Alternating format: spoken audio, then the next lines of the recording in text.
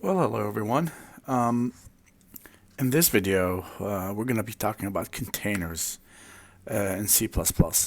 Now, before we get into what we have here at the ZY book uh, content, we just need to go a little bit about some background about containers. Now, we know in general uh, the basic form of to organize your data in a program is using arrays. And we talked about arrays a lot, and you guys know arrays. And we know the limitations that we have with arrays. And the main limitations of arrays is the size of the array, that you need to specify the size of the array when you create the array, or you can create a dynamic array and then let the user, for example, decide the size of the array. But the problem is, once the size is specified, there's no way you can change it. There's a lot of applications where you really cannot tell what is the size of the data that you're processing. The size could extend to be huge or could be small and shrunk to be less. So because of that, vectors were introduced to solve that problem. Now, we know how to use vectors. We talked about vectors, but we didn't talk about the details of how vectors actually can get that done. And this is not the place to talk about the details. You're going to have another class in the future to learn how vectors solve those problems. So with vectors now in mind, vectors also have some limitations. And the limitation that we have with vectors is one of them is basically that when you want to reserve a space inside the memory to store a vector, you need to have the memory locations reserved for that vector next to each other. So basically, you can use the index to access the elements.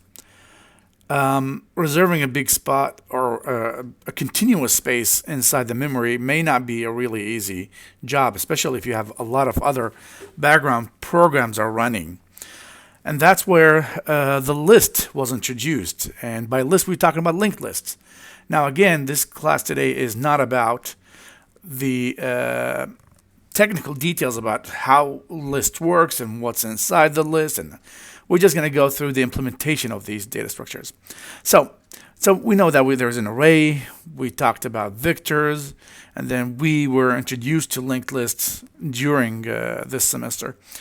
In this chapter, basically, we are going to be talking about other types of containers, which is listed here. We got list, we got pair. Pair is not a container technically, but we're going to talk about that.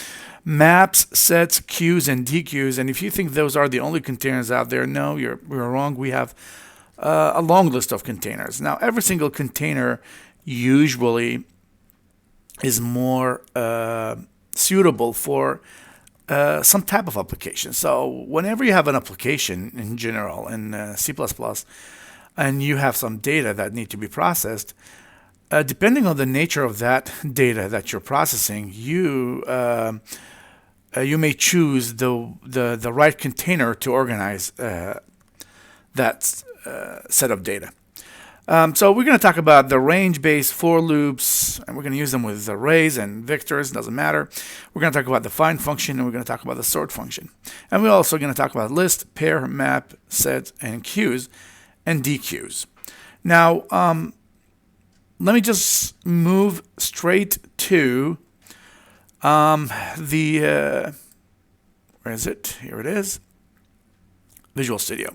Now, we know how to use vectors. We know how to use queues, arrays.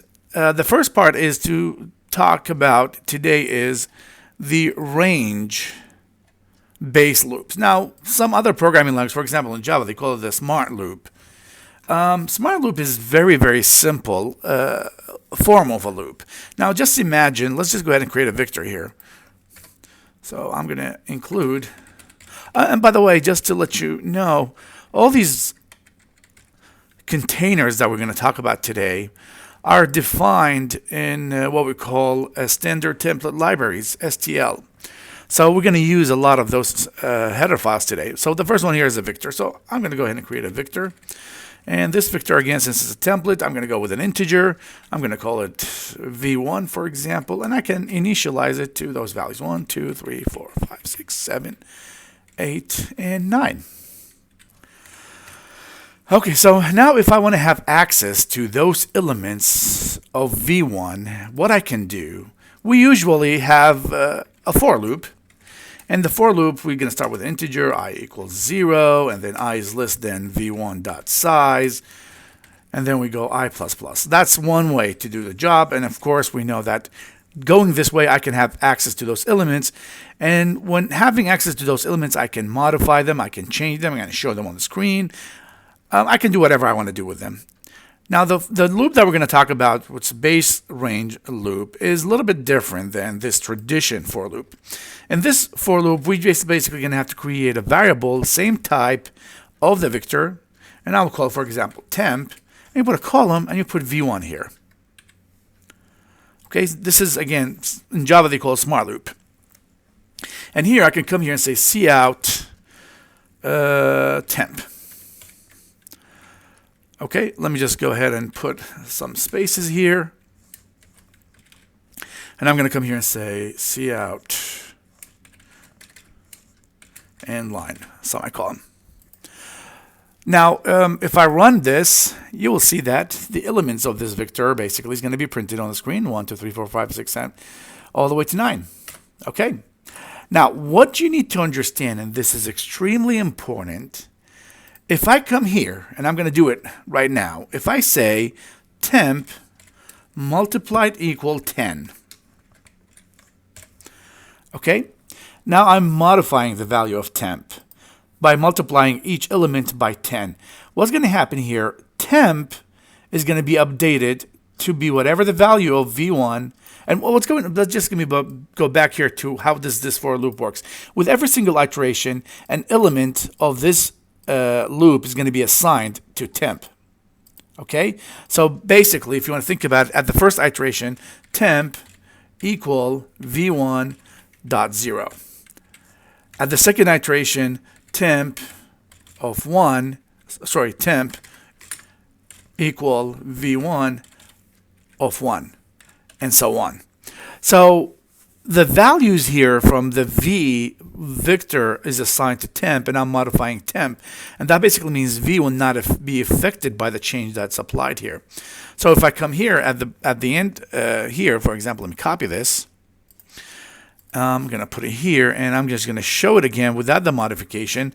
And you know what? I'm just going to go ahead and use the tradition for loop just to prove that this will not have any effect. So I'm going to come here and say integer I equals 0, I is less than v1 dot size, and then I plus plus. And in this area here, I'm just going to have to go and have access to the elements v1 of I. And of course, let me copy this again and put it here. So when I'm going to run this, you will see that temp is going to be printed as 10 all the way to 90. But when I'm going to try to have access to v1, you will see that it will not get affected by that. Now, of course, this is applied to vectors and applied to arrays as well. So you can see here, those are the temps, and those v1 haven't got any effect from that process. Now, if we want whatever modification will be applied to temp to be reflected on the elements of vector, all we have to declare here temp as a reference. And when you do it that way, you will notice now that the elements of v1 will be affected by that change. And here it is. Traditionally, this one is used more than the tradition for loop that we know, because it's a little bit faster, a little bit simpler, improve the readability of the code, and more of that nature. Now, one last thing to talk about before we move on to the next part of this lecture is sometimes you really don't know what is the data type of V. Okay, so for example, V was defined inside your project somewhere, and for some reason you don't want to go and check what is the type of V. What you can do here, you can replace this integer with auto. Auto basically means decide that what the data type of temp is going to be totally relies on what is the data type of v1, and that's basically how it works. And you can use auto in a lot of cases here, not only in this program. Let me see if this is going to work. I'm going to come here and say, for example, name equal string, for example, Adam. Now, of course, I need to specify what is the data type of name, so I could come here and say auto, and here it is. So you can see here, name was assigned to the data type of string. How did the compiler know that? Because of this value that has been assigned to name. Now, so that basically means that name is going to be assigned to a string. Now, if I put, for example, 33, it's going to be assigned to an integer. If I point 0, that would be a double. If I assigned it to true, that would be a boolean, and so on. So you can do that actually if you want, and this is something you may see a lot in projects that you may work on. So this is the first part of this lecture where we learned about the range for loop. And of course, as I said, just like how I use it with vectors, I can use it actually with arrays. I can come here and say integer, and that will fix it. Of course, now size is not going to work here because there's no way. There is a way I can actually find out what is the size of v1, but it's not going to work using this technique here. So let me just go back and put it the same way it was. Okay. So this is the first part of the lecture. The second part of the lecture is going to be about lists. Now, list is a part of the standard template library, and basically by list we mean a linked list. The good news here, we're not going to get into the technical details about how linked list works and what is the purpose of it. As we said before, linked list usually it's a better choice when you have a memory where it's really hard for you to find a continuous space to serve your data.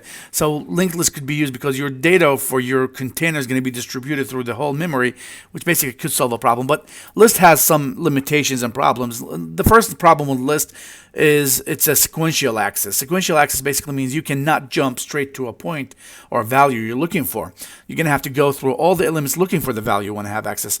Unlike vectors where we have indexes and we can use the indexes to have access to those elements. Usually you have list, you have vector, and sometimes you're going to have to ask yourself, should I use a list or should I use a vector here? Traditionally, we use lists, vectors, when we know that adding elements or deleting elements from the vector is going to be only applied at the end. Because adding elements to the end of the vector, it's a lot easier. But adding elements at the beginning of the list vector or deleting elements from the beginning of the vector will basically include some sort of shifting process. And shifting process is a consuming process, so that's a problem. But with list, adding or removing elements, it's a lot easier or less complicated than adding or removing elements from a vector from the beginning or the middle of the vector. Now, that's again just extra information. You may not need it. So let me just go ahead and start the process of creating a list. Number one, you need to include a list header file. And then after that, you need to create a list. And to create a list, the process is very similar to creating a vector. You just go ahead and type a list. And then you tell me what is the data type. I'm just going to go with integer for simplicity. I will call this one L1. Okay? And here we go. Now, how do we add elements to list? Just like how we added elements to a vector, we can add elements to a list. And we have a long list of methods that we can use with list. And I'm going to show you some of them. We have a method called push back and push front. So I'm going to go ahead and do that. First of all, I'll say L1.push, and you can see here we got back. And I'll put the value of 100. And then I have another L1.push _front. And I'll put here, for example, 200. Now from the name, that adding an element to the back and adding element to the front. That's basically what they do. Let's keep adding more elements. L1 dot push back. Let's put 300. And let me add another one. L1 dot push front 400. And semicolon. So I'll just keep it simple. We got 4 elements that we have here that we added to this list. You need to understand that there's no indexes with lists.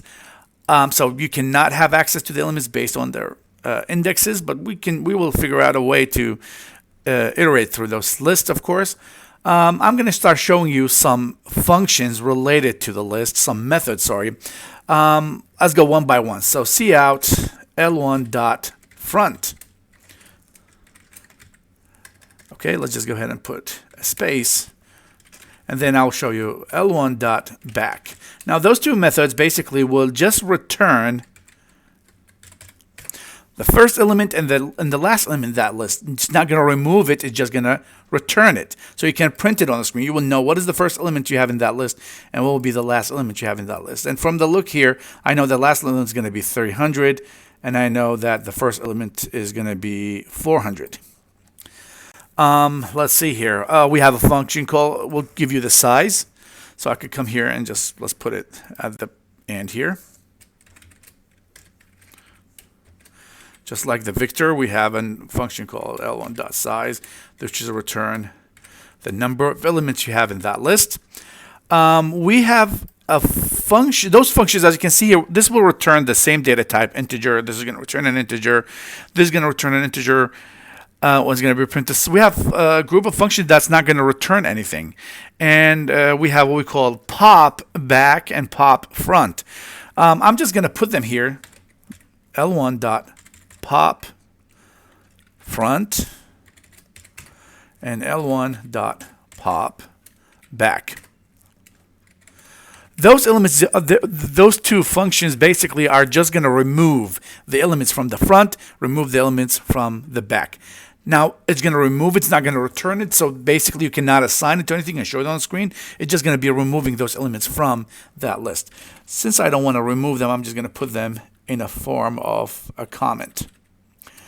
Okay, so we do have another function called remove, L1.remove, and whenever you want to remove an element, you're just going to have to tell me what is that element that you're trying to remove. So I'm going to go ahead and put, for example, 100. This basically means you're going to go to the elements of 100 and remove it from that list. And if you go back to how we described lists, basically there will be a rearrangement for the pointers that's connecting this list. Again, I'm just going to take that out. I don't want to remove anything because my list is already short. So here it is. This is a group of functions that we can use with lists. We also have a very special 2 methods associated with list, and this one is going to be a little bit new. Let me just put it that way. It's new for everybody here. We haven't talked about that before. Now, with this Victor here that I'm describing here, we know that we can use the indexes to have access to the elements. But the question that I'm going to ask here is, how do I handle a list if I want to do that? Well, here's how it's done. Since list is basically built on pointers, so we're going to use pointers. But we're going to use a very, very special type of pointers, and that pointers has a name and is defined in a new header file. So I'm going to just go ahead and do this. Include. It's called iterator. Iterator. Okay, I misspelled include here. Okay, this here will create pointers, and one pointer is usually going to be pointing to the first element in that list, and the other one is going to be pointing to the elements after the last one, not the last one, after the last one. Okay, so let me just show you how do I use this iterator. So this is little bit complicated, but just work with me here. First of all, you're going to have to tell me You're trying to create a pointer. So a pointer to what? To a list. What type of list? It's an integer list. Okay. So we're going to come here after that. You put a double colon and you put iterator. That's the name of the class. And I will just call it L1. Sorry. Begin, for example. Okay. So this is me creating a pointer. I didn't specify what is it pointing at, but I just called it L1 begin, and I'm going to create another one. I'll just call it L1 end. L1 end. Now I need to come here at the beginning and do this. Type L1 dot begin, and you type here L1 dot end. So those two methods, basically, this one is going to give me a pointer to the first element that I have in that list. This will give me a pointer to the value, to the memory location of the after the last element, not the last element, after the last element. That's important here to understand. And whatever pointer that's going to be returned is going to be stored in L1 begin and L1 end. Now, when I want to have access to those elements, all I have to do is the following. For, and in this area, I'm going to say L1 begin. I'm going to use that semicolon, and I will say as long as L1 begin doesn't equal L1 end, and then I will come here and say L1 begin plus plus. Plus plus will take you to the next node. Okay, in this case, this is what I'm going to do. C out, and we're going to dereference L1 begin and put a space. You know what? I'm not going to put a space. I'm going to put an arrow. Put a semicolon. And then here, I'm just going to go ahead and type C out null. Because after you get to the end of it, you want to show me a null end line. Okay. So here we go. This is me. This is how we traverse through a list. You're going to have to use iterator. You have no other choices but to use iterator. Now, let me just run this to show you the results. And let's look at those values. Wait a minute. I thought that I have 4 values. Did I remove one of them? Let me just go back and check. Here, it's printed correctly, but for some reason, oh, sorry. I forgot about this line here. Let me run it again. So yes, the beginning is 400, the end is 300, as you can see here, and I do have 4 elements here, and this is my list printed on the screen in that format. Now, of course, this is not the end of it. We still have 2 functions to talk about, and those 2 functions, in addition to the begin and end, one function is called insert and one function is called erase, and those 2 functions basically work with iterators. So let's imagine we are trying to insert a new element. Okay, so what I need to do, for example, I'm going to come here. Let me copy this from here, because by the time I'm done with this for loop, L1 begin is at the end of this list. I want to set it back to be at the beginning. Look what I can do. I can come here and do the following. I will say L1 dot insert. Okay.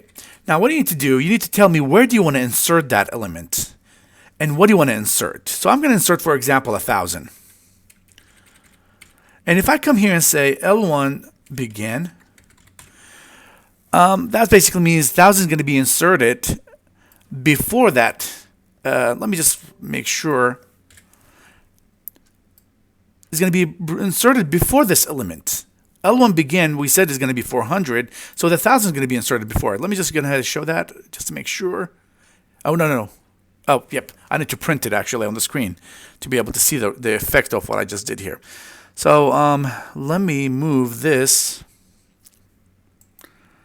from here, and I'll put it here.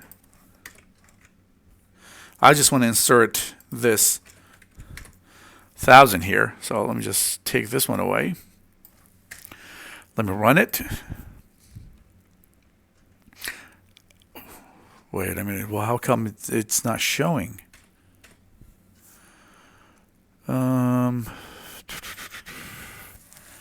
It should be inserted. Oh yeah, it's not. I understand why. It's because the L1 begin is pointing to the 400. Okay, that basically means it does exist here. Here's what I'm going to do. I'm just going to put it back the way it was, and then here I'm going to have to actually come here and repeat this whole thing down here. Actually, I don't need to do the end, and I don't need to do this as well. Actually, I did it here, so there's no need for this. I'll just put it this way here. Now let me run it. And where's the 1,000? Okay, there's something weird about this. L1 begin. We're inserting this one. I think I need to calculate the begin again.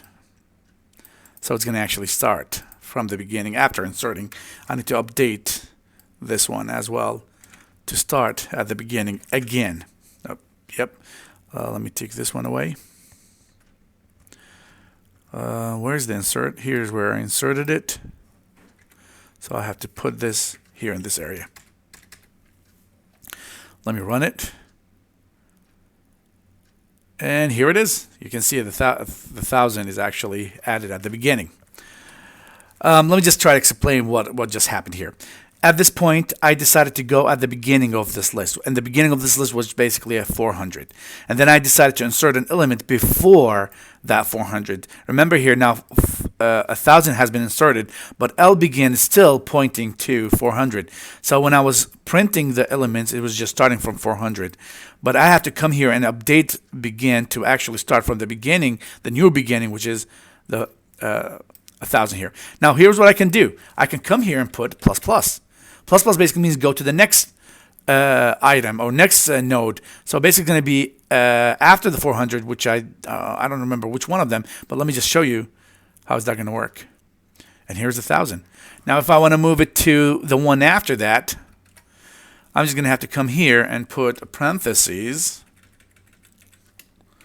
and put another plus plus and run it. And here it is. It's at that point. So you can see here, this whole insert relies on your understanding of those iterators. And that's the, as you can see here, this is push back, push front. You can just add to the beginning or at the end of it. But if you really want to insert something in the middle, then you have no other choices but to go with insert. Now we are inserting this value here. What we can do also, we can erase an element. And now erasing an element could be done by using the function erase. So I'm going to come here and I'll say L1.erase. Now what you can do here, you can erase one single element if you tell me the location of that element, the iterator of that element, and you can also erase a group of elements by telling me the beginning and the end of those iterators. For simplicity, for example, here, LBegin has been updated to this value. What I can do, let me copy it from here, and I'm going to go down and run it, let's say, 2 times. So I hope by the time I'm done,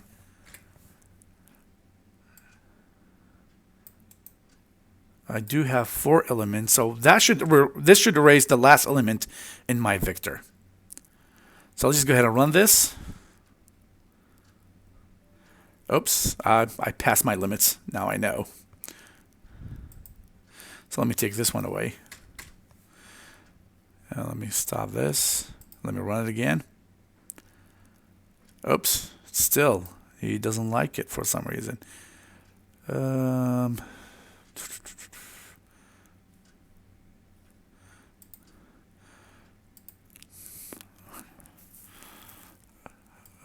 Let's see here. What I'm going to do, actually, Let me copy this again, set it to the beginning. Remember here, after this, we insert a new element.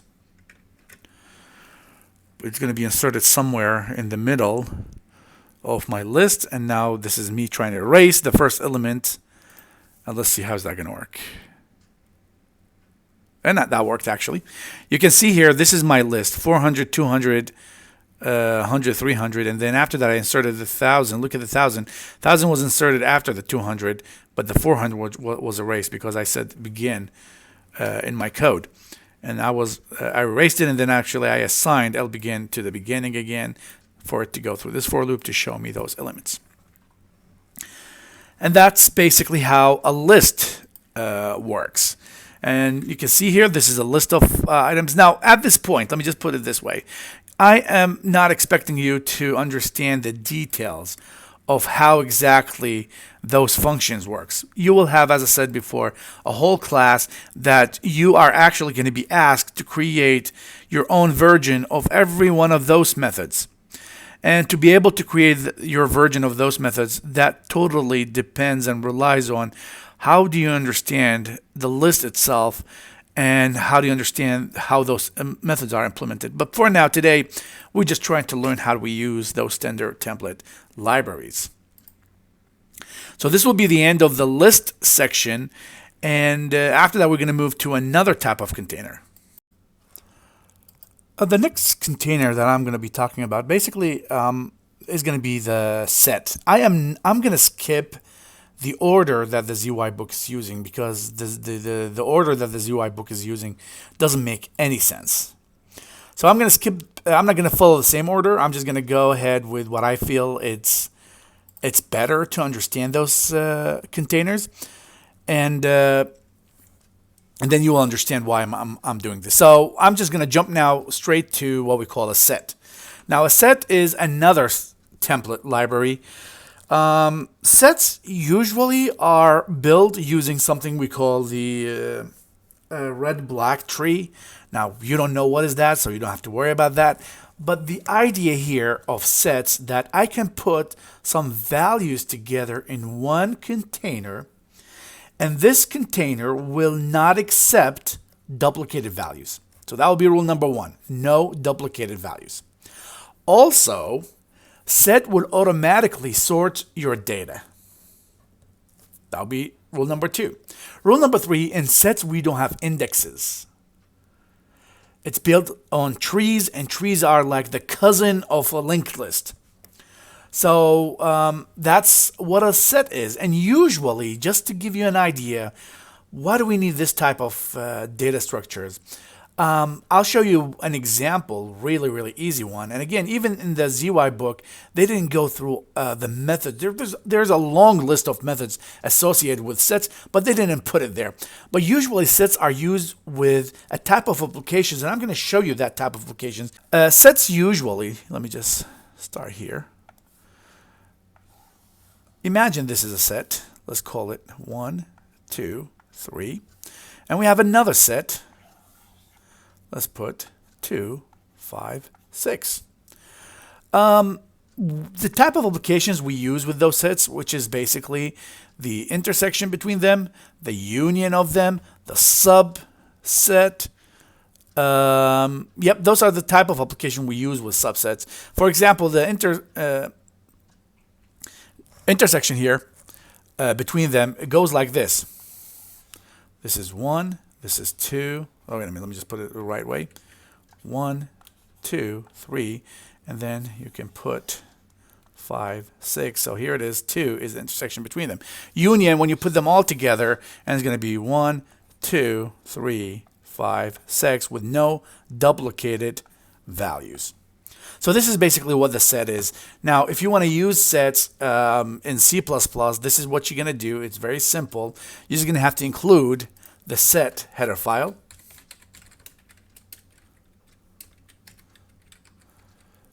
Okay, and then you come here at the bottom and you say, for example, set of a type integer. We'll call this one A, and A will be assigned as 1, 2, 3, for example. And then you could come here and say set of a type integer, And as I said, automatically it will be actually organized. So I'll put 2, 4, and 5. Okay, so those are the sets. Now, if you want to add elements to a set, now in the book he decided not to go through all these functions that I talked about. He just wanted you, how do you create a set? So here it is. If you want to add an elements to a set, you can go a.insert, and then you tell me what value you want to insert here. If you're going to insert a value that does exist, it's not going to accept it. It's just not going to do anything. So you can actually add an element here. Let's going to put 6, and that's going to add it to it. And the same thing with B. That's how we insert elements. Of course, we can, what else we can do? We can erase elements from a set. And to erase an element from a set, we have a function called erase. So you can come here and say, for example, b.erase. And then you tell me which element you're trying to erase here. For example, I'm trying to erase 2 or 4. Okay. If you want to see if a value does exist in a set, you're just going to come here and say if, for example, a.count, even though it doesn't make that sense, the name, I'll just put, for example, 3. And this function here is going to return 0 or 1. It's going to return 1 if it does exist. It's going to return 0 if it doesn't exist, which basically could be treated as true or false. So this is an if statement. We'll just say cout. Yes. \n. So those are my main things. Now, let me just tell you, there's a long list of methods associated with sets. But for in this chapter, we're just trying to have an idea. We're not going to go through them. This is basically all I want you to know about sets. Oh, let me just put it this way. This is what the ZY book wants you to know about sets. Of course, there's another one I forgot to mention, which is the size. So cout a1.size. And size basically will tell you how many elements you have in your set. So you can see here, set is pretty straightforward, very easy, very short type of container. Now, as I said, this is not the end of it. There's a huge list of functions and methods associated with sets, but I'm just going to stick with whatever the ZY book's telling me to do. And again, there's a whole course to describe those containers in details. Now that we understand what is set, we can now move on to the next 2 objects related to containers. So before I move on to the next container, I just need to let you know something about sets. We have a set and we have what we call a multi-set. Now, a set doesn't accept duplicated values, but multi-set accept duplicated values, and that's the main difference between them. So the second container, or the next container that we're supposed to talk about, is called maps. Maps are basically a list of pairs. So we know what's it's a set of pairs. Sorry. Now we know what is a set. We need to understand what is a pair. And a pair is a it's a type of an object that is designed for specific purpose. It's basically an object that can hold 2 values. That's pretty much what it is. Just an object that can hold 2 values. To create a pair, all you have to do is to include a header file called utility.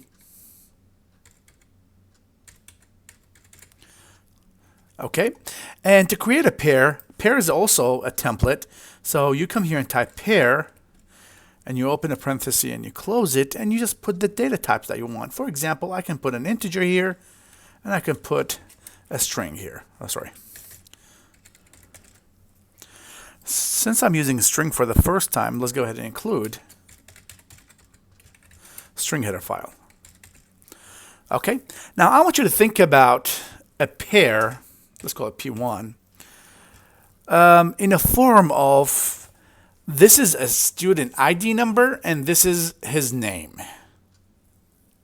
So I'm putting those 2 elements into one object and I'm calling it P1 here. Now, if I want to assign those values directly, I can come here and put 1, 2, 3, and I'll put Adam Smith, for example. That will work. Of course, if that's not the case, let me create another pair. Let's call it P2. And then after that, I can say P2 equal make underscore pair. And I'll just put Ali, and I'll just put here number of 4, 5, 6. Put semicolon. So you can see here I got two pairs. This is me creating the pair and initialize it. This is creating the pair and then assign values to it. What's so special about the pair is that the first element inside any pair is called first, and the second element is called second. So if I come here and say cout p1 dot first, and I'll put space p1 dot second, inline, and they're public, so you have access to them with no problems. This basically will print the values, the number and the name, and here it is, and Adam Smith. So this is what pairs is. It's that simple. Just an object that can hold two elements, the first one and the second one. Now we said a set is basically, a map, which is going to be my next container. It's a set of pairs. You put them together and you get what we call a map. And to actually be able to use a map, you need to include a header file called map.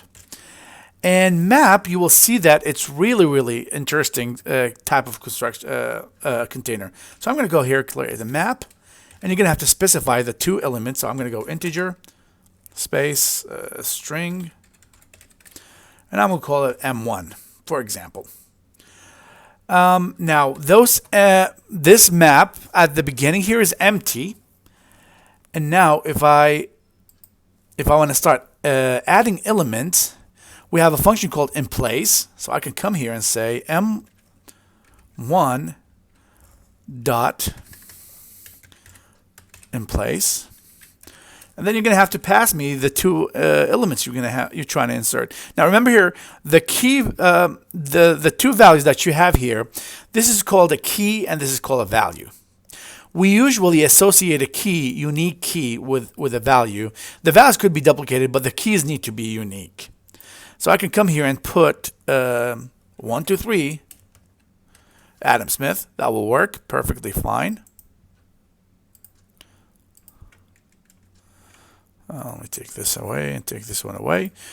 And that's how it's done. Now, this is not the only way to do it. I can actually insert elements by doing this. M1 of, let's put 3, 4, 5 equal, I will say,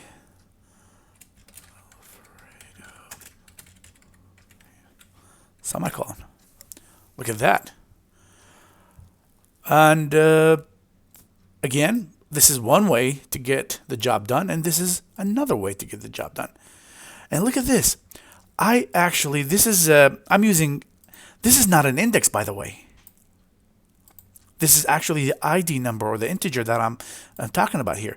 If I want to reverse the order here, for example, put a string here and put a number here, I can do that. Let me just show you what I mean by that. I could come here and say string, and I'll put an integer here.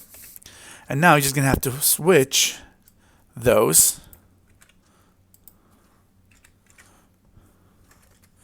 And you're going to have to switch those too. So take that away and put this string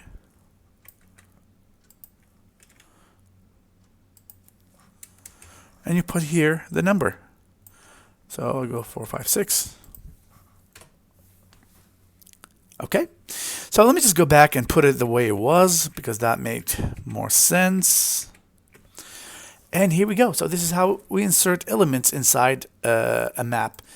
The whole point here, which basically makes M1 really, really easy way to handle data, or easy for people to use, is now whenever you want to search, for example, if I have a map, and in this map I have your ID number here as a key, and I have an object here of a student, I can associate a key with an object. So next time when I want to have access to a student in my data structure or my container, all I have to do is enter his key, his ID number.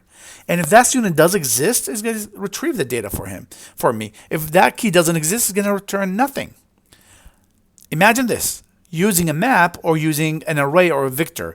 First of all, if you want to have access to an element, you're going to have to go through a search process, and then you may find it, you may not find it. But here, the idea here, once you find it, you're going to have to know where is it located at, and then you're going to use that location to have access to that element.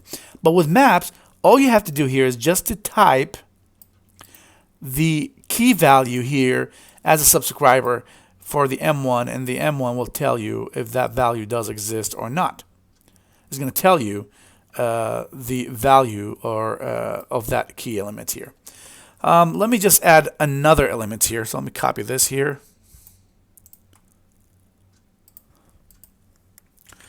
And I'm going to put, let's say, 987. John Adam. So I got those three elements now.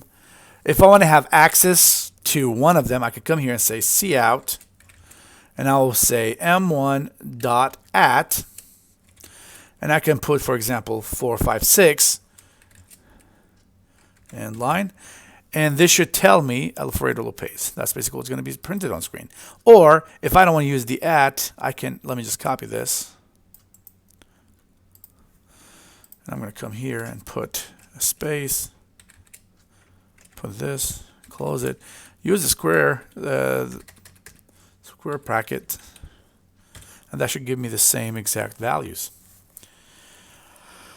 Okay, so here we go. This is how it works. The last part, we can, not the last part, we still have some functions to go with, but I'm just going to run it.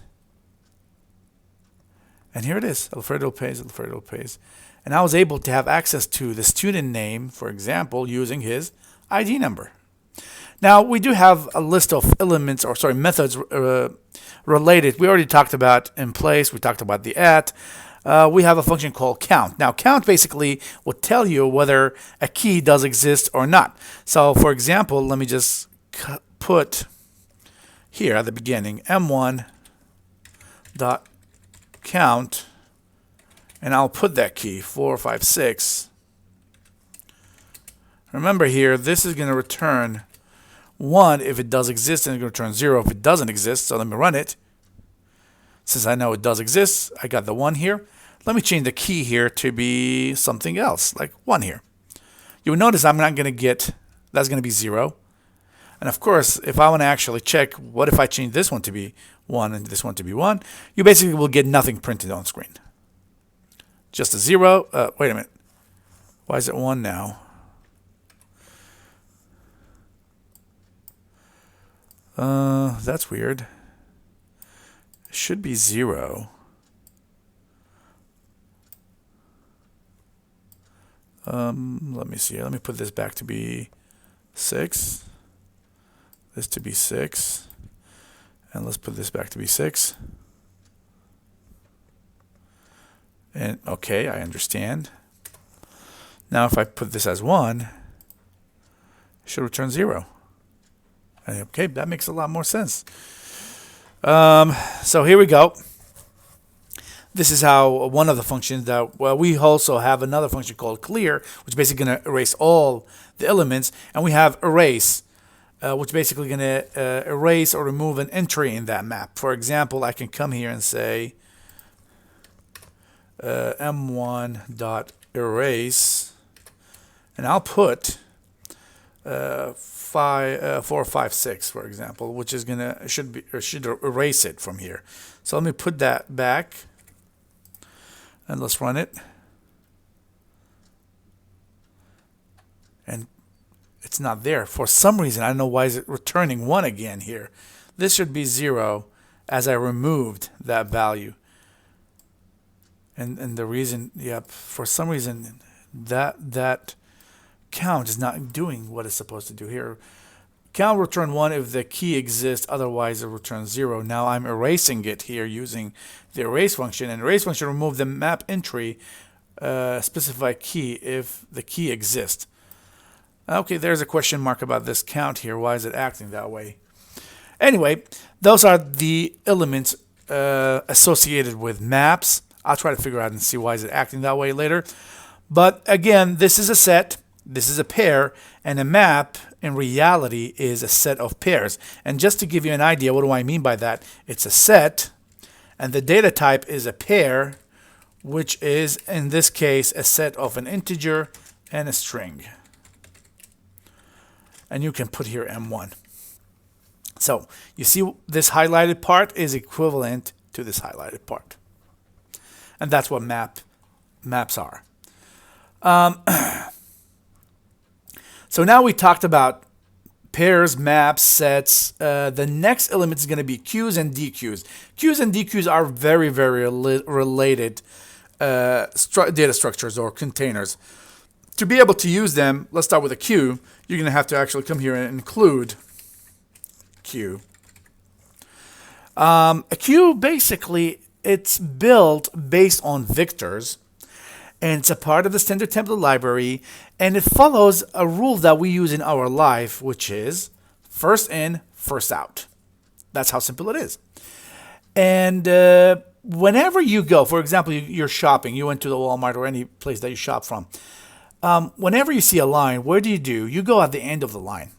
For imagine the cashier wasn't there, so there's a line, you went and you stand in the end of the line. Now when the cashier comes, the person who was first in the line will be actually served.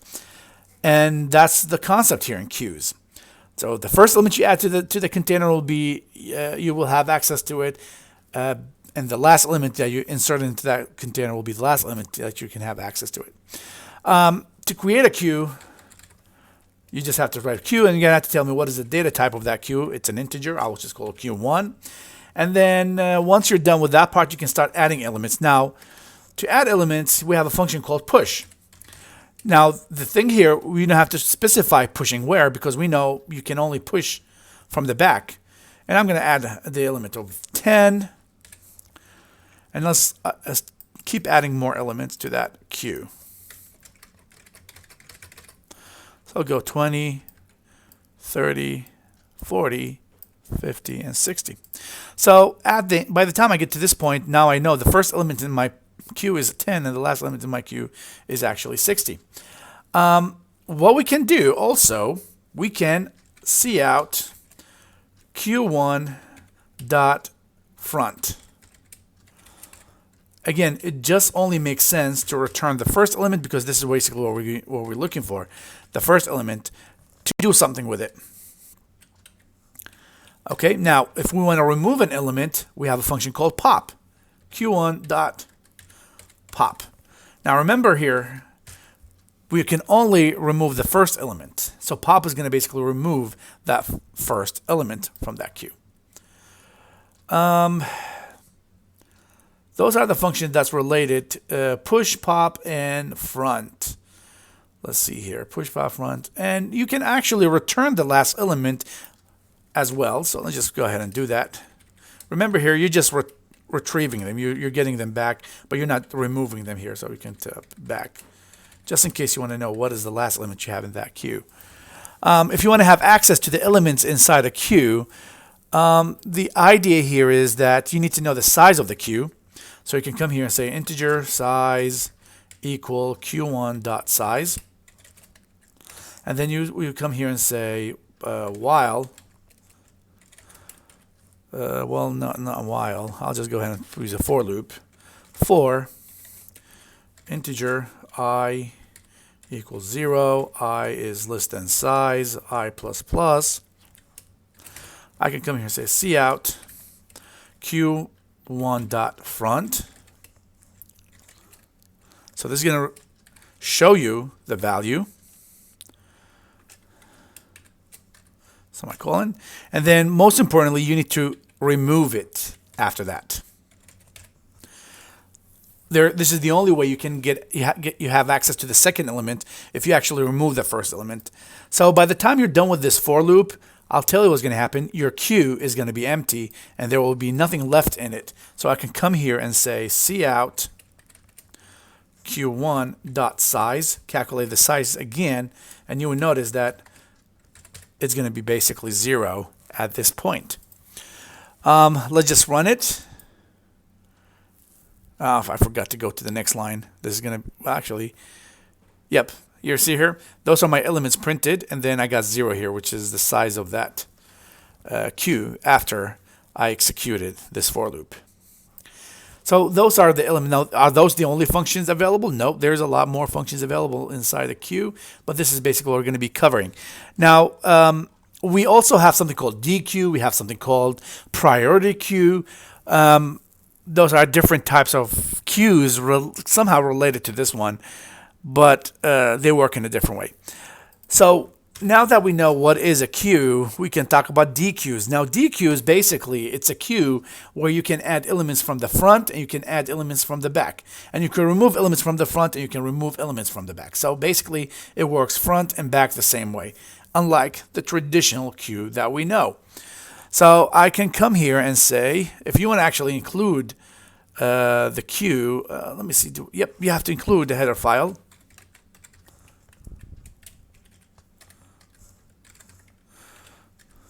Called DQ.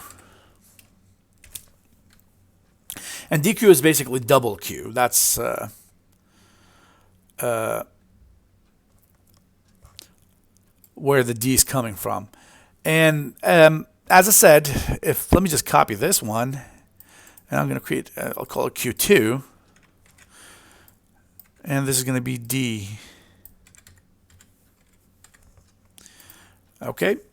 Now, what we can do, we can push front and we can push back. Let me copy those. I'll put it here.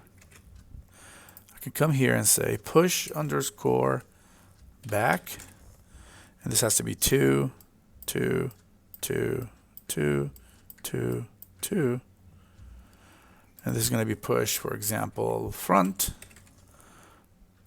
And this is push back. This is front. Again, I'm randomly doing this. There's no reason, but I'm just back, front, and back. So this is how we create a DQ. Now, just like how I can remove elements, adding elements from the back and the front, I can also remove elements from the back and the front. So I got a pop front and I got pop back. Let me just copy this part here.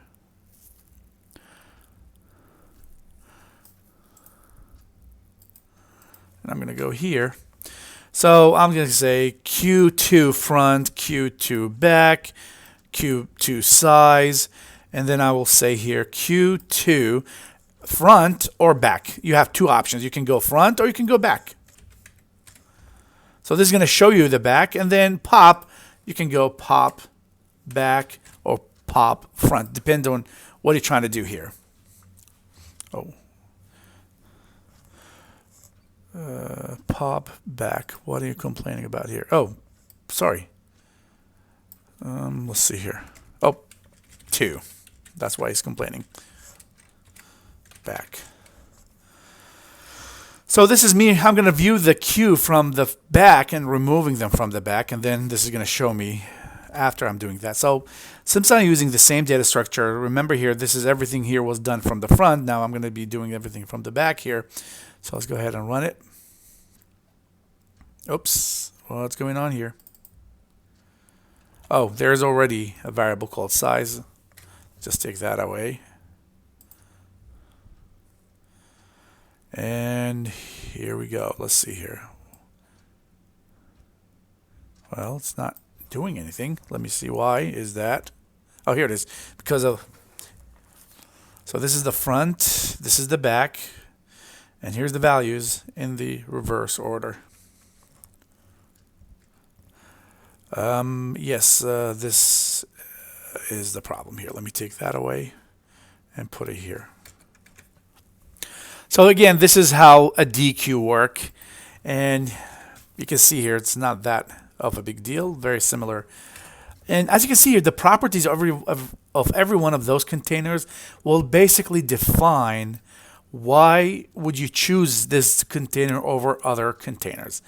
Now, there's two functions left to talk about in the ZY book, and the first one is called find, and the other one called sort.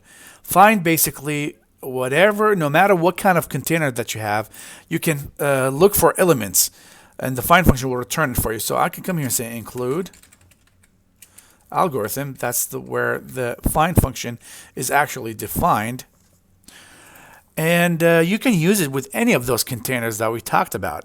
But the most important part is that you need to actually know some information about that container. Now, iterators that we talked about with lists, let's just go ahead and use it here with this list, the beginning and the end, could be used with any of those containers as well. It's not just associated with lists. It could be used with any of those containers that we talked about. So I'm going to use find here, for example. I'm looking for a value. So I'm going to come here and create an iterator. Let me just copy this. And I'll just call it target, for example. Target. Okay, and target is going to equal, and you know what? Let me just copy this. I'm going to cut it, sorry. I'm going to put it before I get into this for loop. So this is where the find is going to be actually defined. So let me just put some extra space here. I can come here and say find, and I'll put begin, and I'll put end, and I'll put the value that I'm looking for. So, for example, I'm looking for 200. I put semicolon here, and then after that, I'll just come here and say cout, and I'll put target, dereferencing target. It should show me 200. Because remember, whatever is going to be returned is basically a pointer to that value. So dereferencing it will basically show you the 200 itself. So let me run it. I'm supposed to see 200 somewhere printed. Here it is. That's how the find function works. It's just basically used to search for an element and returning the iterator, which is a pointer for that 200 value. So later, if you want to use it, you can use it directly. So this is the first function that we have. First method. Now we have another method defined inside the sort function, the header file algorithm. It's called a sort, and I'm going to use it with this vector here. Now what I'm going to do, I am going to reverse the order of those elements. So I'm going to go, for example, not really necessary reversing it.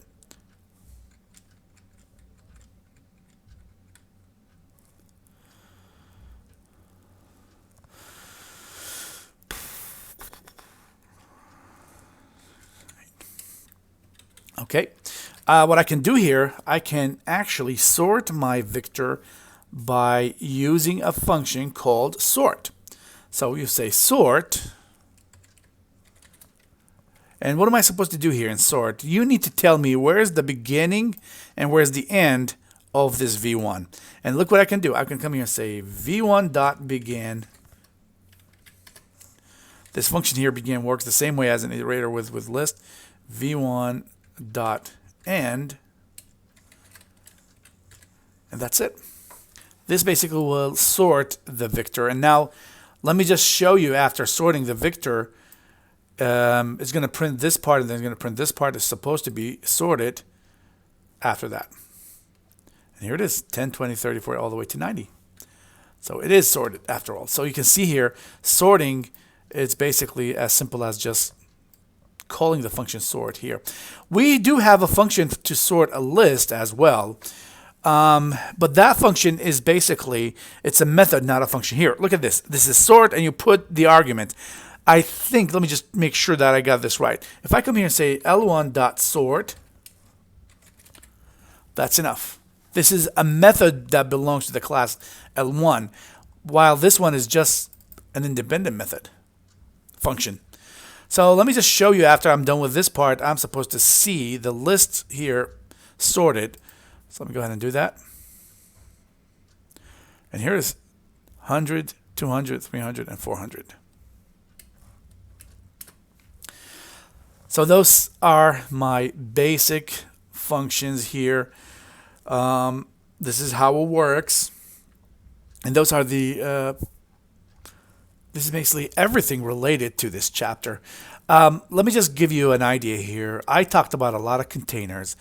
Later, when you're going to take the class data structure, you will have a whole week to talk about vectors, a whole week to talk about lists, and a whole week to talk about sets, a whole week to talk about maps, a whole week to talk about queues, and a whole week to talk about DQs. Each one of those containers comes with a long list of methods and operations, and most importantly, you will be asked to create your own version of those sets. And to do that, you need to have a really deep understanding of how those containers works. But for now, today is your job is only to understand what are they and how do they work, and how to use the standard template library to have access to those elements. This will be the end of this video, of course. Remember, there's like 3 labs inside the ZY book that you're going to have to actually have a look at them and try to get them completed. I'll talk to you guys later when we meet. So have a good day.